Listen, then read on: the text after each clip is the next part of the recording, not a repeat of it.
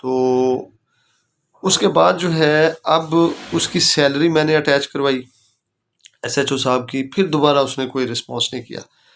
تو یعنی ان کی کم ظرفی دیکھیں کہ یہ لوگوں کو کتنا بلیک میل کرتے ہیں، ہمارا اپنا ادارہ ہو کے اپنا یعنی کہ معاملات کرنے کے لیے، اپنا کام کروانے کے لیے اگریوڈ ہو کے بندہ جو ہے اتنا مجبور ہو جاتا ہے،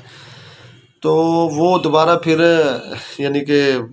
سیلری اٹیچ کروائی، پھر دوبارہ اس نے کچھ نہ کیا۔ تو اب جو ہے میں نے 155 کی کارروائی کروائی ہے، اور اب ایس ایچ او کے خلاف جو ہے پرچے کا حکم ہو گیا ہے، اور ان شاء اللہ تعالیٰ اب میں ایس ایچ او کے خلاف جاؤں گا اور اسے بتاؤں گا کہ یہ قانونی جو فائٹ ہے، جو ہماری قلم کی فائٹ ہے، وہ کتنی مضبوط ہوتی ہے۔ تو یہ سارے معاملہ پولیس والوں کے انشاءاللہ ہم ان کو درست کریں گے اور سارے معاملات کو ٹھیک کریں گے۔ اللہ حافظ۔